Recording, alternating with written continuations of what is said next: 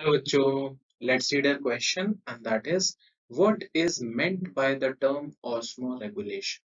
हमें यहाँ पे बताना है कि ये जो टर्म है हमारे पास osmoregulation, उससे हम क्या समझते हैं। अब सबसे पहले जो टर्म हमें यहाँ पे मिला है, हम उसे ब्रेक डाउन कर लेते हैं।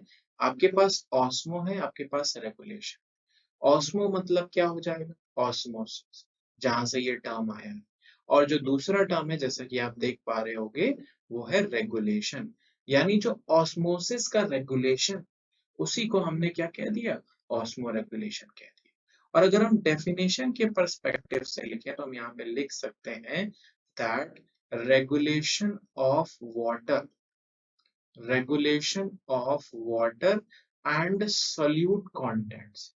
ध्यान रखिएगा, solute contents mostly salt contents होते हैं in the bodily fluids, or we can say in the body fluids।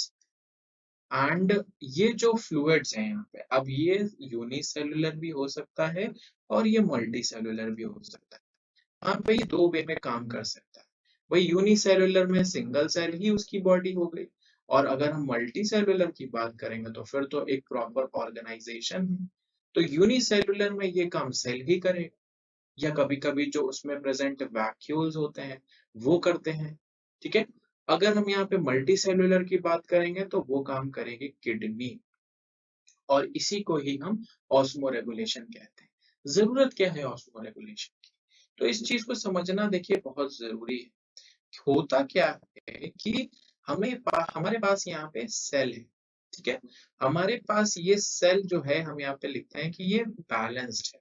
यानी इसमें जो वाटर और हम कह सकते हैं मिनरल्स का कॉन्सेंट्रेशन है, इलेक्ट्रोलाइट का कॉन्सेंट्रेशन है, वो बैलेंस्ड है। अब बाहर से कोई वाटर आया, यहाँ से चल गया, यहाँ से फिर वाटर आ गया, फिर इधर से कोई सॉल्यूट कॉन्सेंट्रेशन आया, लेट से कोई आयन आ गया, यहाँ से लेट से कोई मिनरल्स आ। अब इनके ट्रांसपोर्टेशन की वजह से जो सेल हमारे पास यहाँ पे था, अभी तक तो ये बैलेंस्ड था, सडनली ये इम्बैलेंस होगा। तो इसी के मेंटेनेंस को सेल क्या करेगा? इसको मेंटेन करने की कोशिश करेगा। क्या करेगा? मेंटेन करने की कोशिश करेगा इस बैलेंस को। और इसी मेंटेनेंस ऑफ बैलेंस को यहाँ पे जो आप देख पा रहे हैं, maintenance of balance of what? Of water, of ions, electrolytes, जो कि वाटर में मिक्स होने के बाद आयंस में कन्वर्ट हो जाएंगे, ऑब्वियस सी बात है। और उसके अलावा हम क्या कहेंगे? मिनरल्स। इन सारी चीजों को मेंटेन करने को ही हमने क्या टर्म दे दिया? Osmo regulation. यानी अगर ये चीज नहीं होगी तो क्या होगा? ऑस्मोटिक प्रेशर बनेगा, जिसकी वजह से सेल क्या करेगा? चीजों को रेगुलेट करेगा, यानी मूव आउट करेगा। तो अब आपको समझ में आया कि हमने यहाँ पे टर्म ऑस्मो रेगुलेशन क्यों रखा है, क्योंकि it is the regulation of water and solute contents in the body fluids. I hope this will help you. Thank you.